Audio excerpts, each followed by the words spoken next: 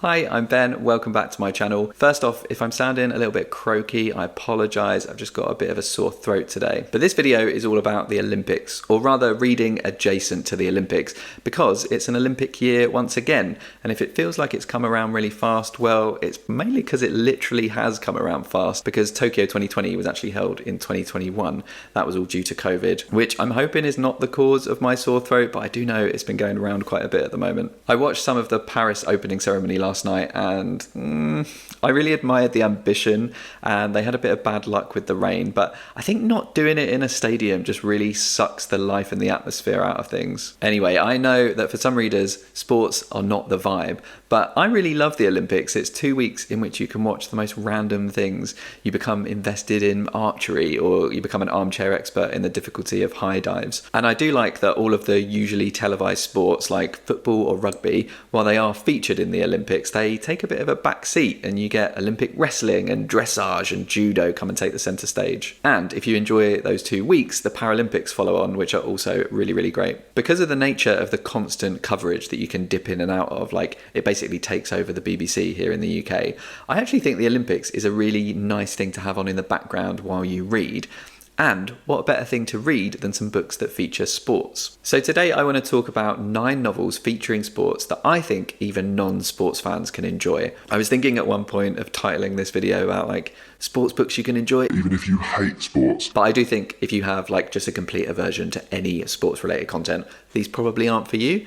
If you are open to it, then you'll really enjoy these. 3 of these books I've read, 6 of them I haven't read but would like to read, and it's going to be a little bit of a whistle-stop tour. We'll start with the oldest book on the list, but it was only released in 2012, so it's not that old, and it is one that I have read, and that is The Art of Fielding by Chad Harbach. This one is actually about baseball, which I'm not sure is an Olympic sport. I think it's been featured at the Olympics at times, and I've heard it might be coming back to the Olympics for the LA Games in 28, but as of this Olympics, it's not actually an Olympic sport.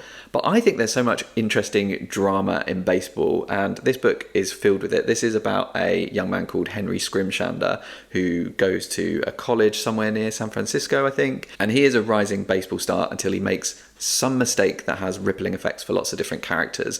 This is a pretty fat novel. It is one of those big, sumptuous American novels. I can't remember too many details about this because I did read it quite a long time ago, but I really loved it, and I remember feeling so immersed in it. So I may reread this at some point.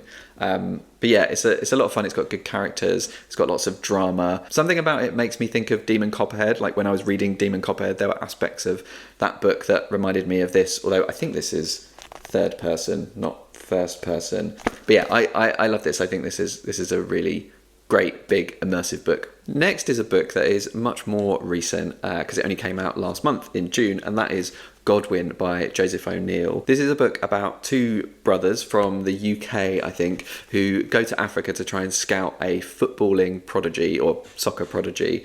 And I think it's going to be an interesting exploration of, I guess, the soft imperialism of football and like the dominance of the British game or the European game in world football. Joseph O'Neill has previously been longlisted for the Booker for a sports-related title. Netherland, I think, was about taking cricket to the US. So this is another crack at those themes of sports and how they are global and local and cultural relevance. So I think it sounds really interesting. I haven't gotten around to reading it yet, but it is one on my never-ending TBR. If literary fiction about colonialism and soccer sounds a bit too heavy for you, then I've got you covered. The next book is more of a contemporary literature pick, and that is Carrie Soto is Back. This is part of the Taylor Jenkins Reid cinematic universe where all of her books kind of exist in the same world and have these some small, some big links between them.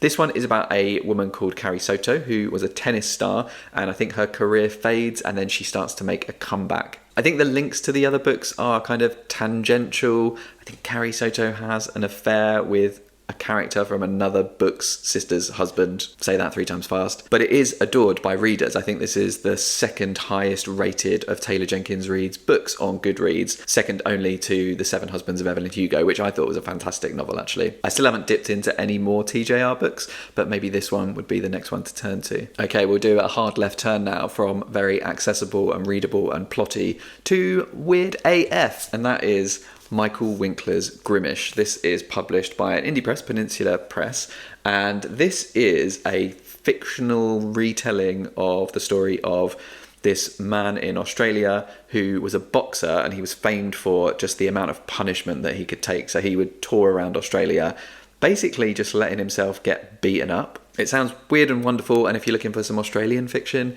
to sink your teeth into, then this could be a good shout during this Olympic season. Sticking with the slightly weird offbeat theme, the next book is Chlorine by Jade Song. This is a fairly recent release that has just come out in paperback in the UK. I'm so pleased they have kept the beautiful UK edition cover for the paperback. This book centres on competitive swimming. It's another one I haven't read, but I understand that it's a mixture of like a coming of age story with a literary horror story, and it's about transformation and pressure and race and identity. This sounds really interesting to me. I love a good pressure cooker novel where you get this sort of sense of an entire subculture and its internal workings and all of the high intensity and pressure that is quite obfuscated to those of us outside of it. It sounds like one that might be a good fit if you are a fan of like the messy millennial woman kind of books, or you're a fan of Julia Armfield. And I have seen comparisons to Han Kang's The Vegetarian as well. Next up is a book that I hadn't really heard of until I started researching for this video,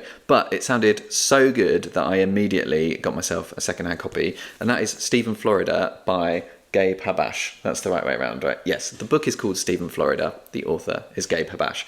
And this is a book all about wrestling. And I think specifically Olympic wrestling, not like WWE wrestling. This is about a man called Stephen Florida. And in his senior year, he wants to win this big competition. And it is an all-consuming fixation for him. I've read that it's got a really specific writing style, and the author is very committed to that throughout the book, and that it's just very captivating. And I read the first page of it, and what I loved is that there's another one that kind of recalls Demon Copperhead a bit, because it's about Stephen Florida's birth, and he he says that his mother had 2 placentas and he was living off both of them. He was supposed to be a twin.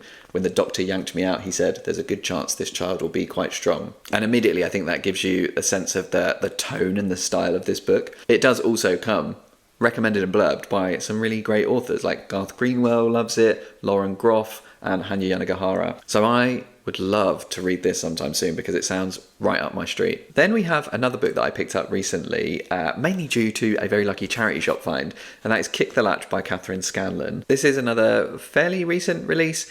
It also won a prize. I can't remember when it was released. I can't remember the prize it won, but people love this book. I have not heard anything but amazing things about it. It's focused on horse racing, which admittedly is not an Olympic sport, but there are other horse-related sports in the Olympics like dressage and show jumping, so let's just go with it. This is an interesting one in that it seems to blur the line somewhat between fiction and non-fiction, because it's based on Scanlan's transcribed interviews with a female horse trainer called Sonia. And Scanlan says in the inside flap of this book that she wanted to preserve, amplify, exaggerate Sonia's idiosyncratic speech, her bluntness, her flair as a storyteller. So while it is Kathryn Scanlan's work, it is also very much Sonia's work. And it's told in these really interesting little vignettes that I think are going to be illuminating and funny and interesting.